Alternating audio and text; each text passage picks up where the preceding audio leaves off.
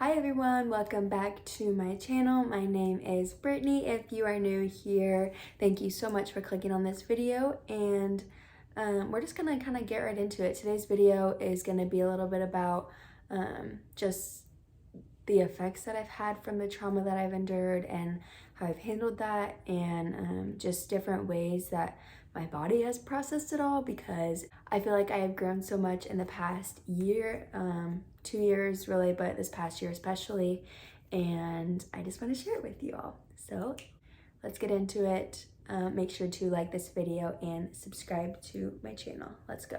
So the first thing that we're going to talk about is triggers. Now, whenever I hadn't gone too far into counseling, I didn't really know what triggers were, and it's just basically like something that it can happen to you that triggers you or your brain to kind of go back to the trauma that you endured. So I'll give you an example of one. My dad, which was the person who abused me, if you don't know, he lived in multiple places at one time. He had an apartment downtown, and he would have me go over there to watch his dog whenever he needed. Anyway, he lived downtown. He had told me that he made a friend with the homeless man who was disabled and in a wheelchair, and how he just wheeled this man and became good friends with him. And kind of like when he's telling this story, you don't really know what to believe with him. He's really good with his words and can make you almost believe anything, but it's also like too good to be true with him, because at this point I was kind of skeptical of his actions and what he was doing. Like, why did he choose to live downtown when my sister and I live not downtown? And he was wanting to see us, like, it wasn't close to the golf course that he was golfing at. He didn't work, so it's not like it had to be close to his work or anything, but I was like, why would you live downtown? Anyway, didn't really make sense. It kind of seemed like he just wanted to be secretive and hide, and I think that's what the case was. So I was skeptical of his story that he was telling me, like how he was pushing this man in a wheelchair downtown, how he developed a friendship with him. And one night I was riding in a car downtown at night, and I just was looking out the window and had a trigger. So it was basically like, this is what happens when you have it. Your heart starts racing, or from my point of view, I guess, your heart starts racing and your body almost goes back like into the trauma, so your brain thinks that you're reliving it. So a few things that you can do to just like calm down are certain breathing patterns, or just taking deep breaths to help calm your body down. Sometimes I just wiggle my fingers and my toes to remind myself that I'm here in the moment and that I'm safe, and that I'm not with my dad. I'm not in any scary situations, or I'm not in danger, but I'm safe in the car with people who support me, and that has helped a lot. I think I also just prayed in the moment, because it's almost like you can't really control the thoughts when that happens. You can, but it's really hard because you feel like your body's reliving this moment. So I was looking out the window. My brain just pops up a picture of my dad and this guy in a wheelchair with my dad pushing him down the wheelchair. I feel like my breaths are getting shorter and my throat is getting narrower and narrower, and it's harder to breathe. So like those things that I named earlier, just reminding myself of those things and that I'm not in that moment has helped. So even though I'm out of the abuse now, triggers are still something that I deal with. And I would even say alcohol is a trigger for me. I've never drank alcohol, but just being around it can cause me to get uncomfortable and iffy around it. It just gives me a bad feeling, and I don't like it. My dad didn't drink around us a lot. He had previously told me that he was an alcoholic, I'm not sure if that is true or not, but he was very scary to be around when he was drunk.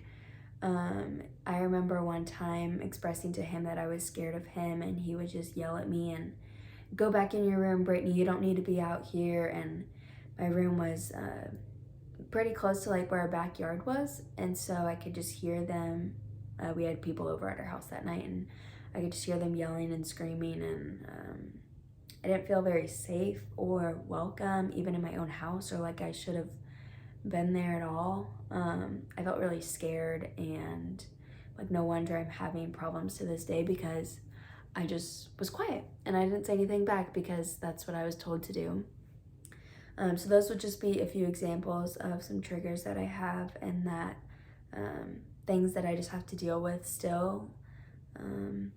But the more that I learn just about how to label my feelings and handle those triggers, it's easier and they become less often. So that is the deal about triggers. Another thing that I wanted to talk about is my health.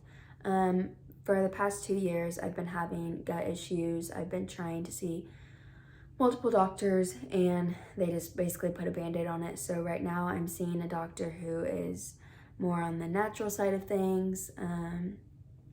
Overall, I'd say I'm feeling a little bit better, but I'm reading a book right now called The Body Keeps Score. I'm only on chapter 5, but it's really good. And one example that of like a study done that I kind of wanted to talk about was, I believe, Pavlov, I don't know how to say it.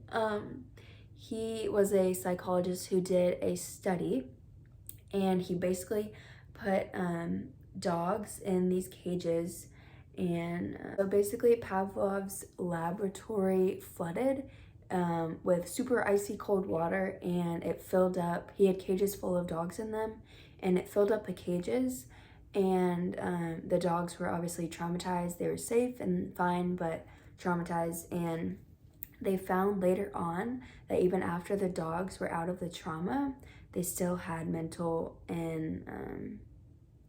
issues from it.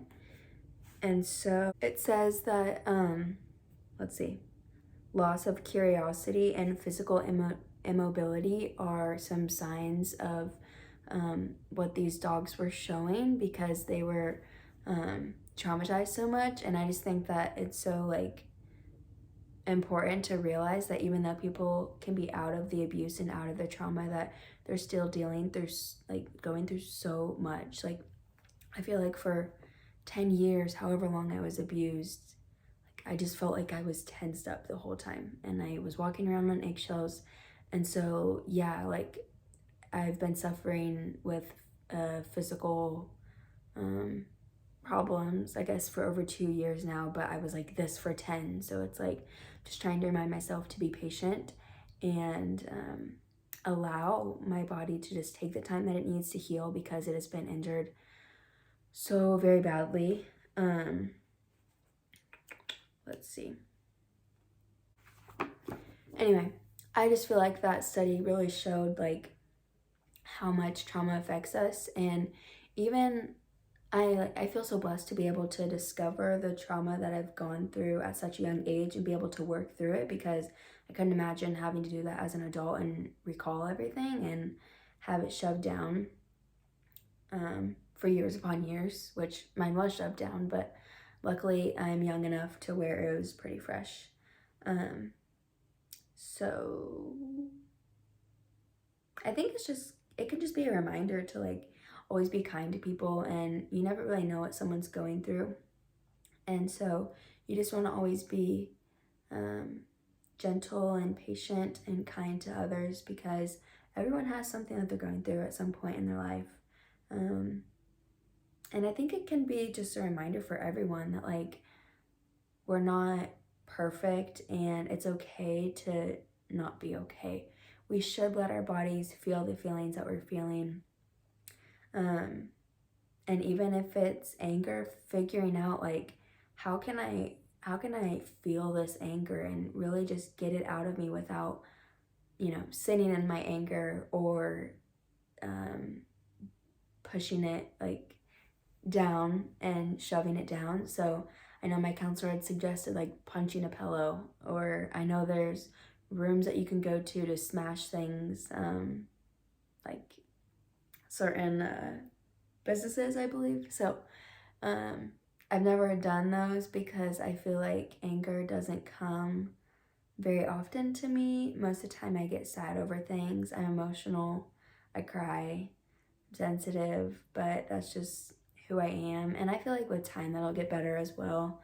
I feel like as a little girl I was pretty shy, and now I kind of recognize where that came from and how I was kind of told to just be quiet and listen to my dad and do whatever he said.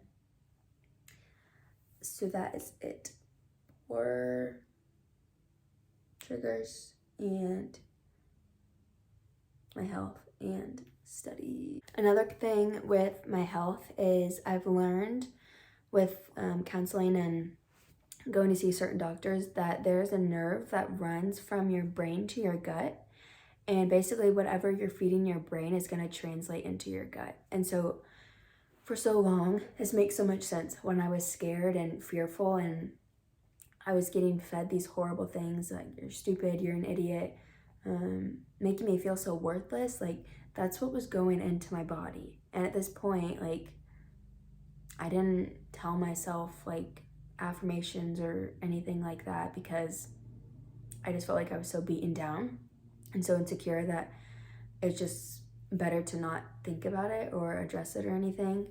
And really I couldn't, because if I did address something with my dad, it would just get flipped on me and it would just make it worse. He'd start yelling and who knows what from there. I just lost my train of thought. Okay, so the nerve there, it's called the vagus nerve. And basically for so long, my body has been in fight or flight mode. And so it's been like, okay, how do I survive in this moment when I'm scared, I don't know what to do, all these things, freaking out.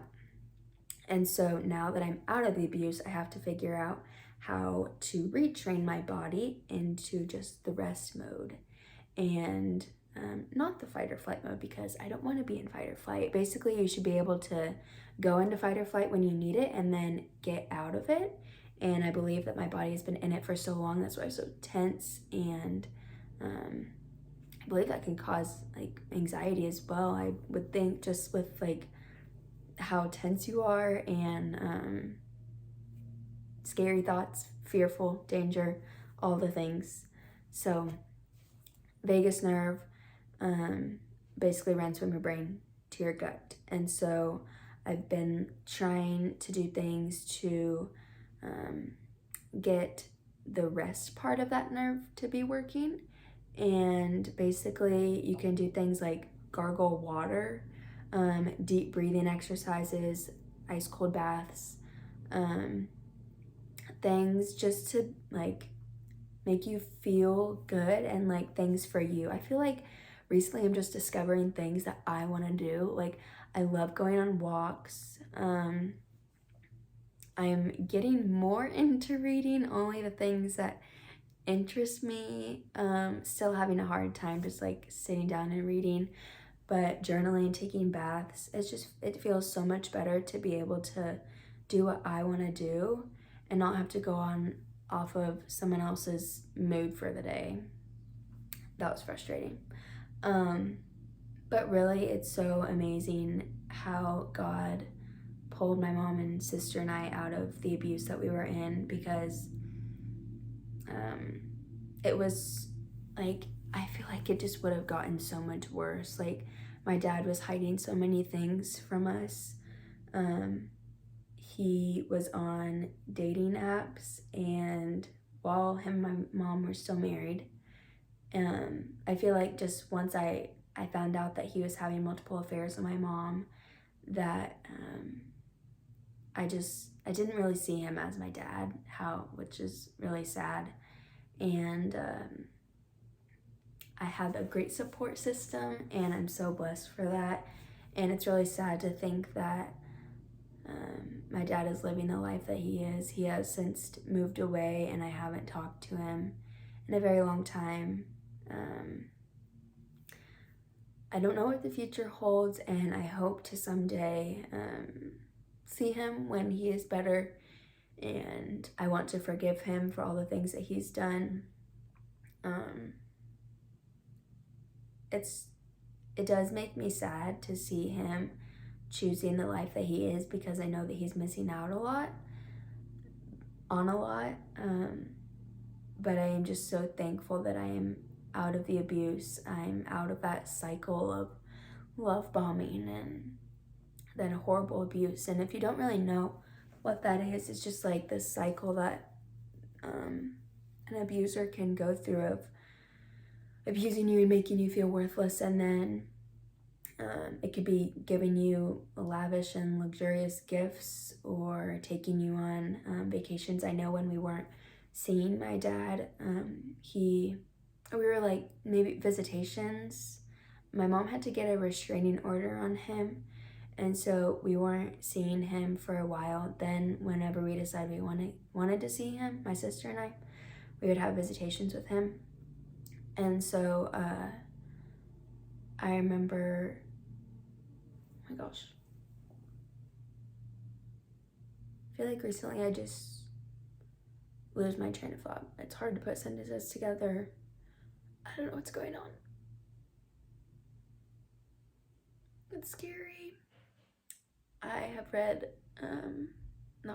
listened to many videos about the effects of trauma that it can have on your body and just how damaging it can be.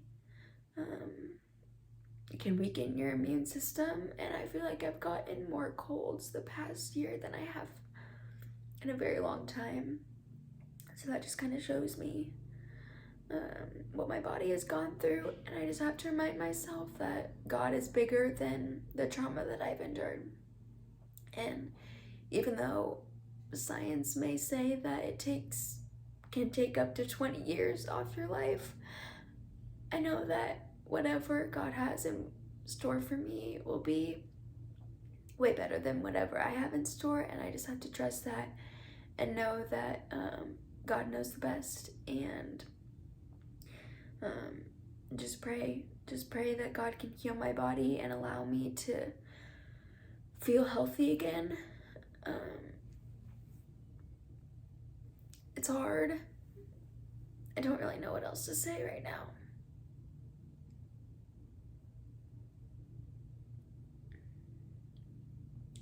I'm really trying to feel better, to go to counseling routinely, to stay up to date with my health and make sure that I am doing good mentally, putting my self-care needs up there, and that I am taking care of myself.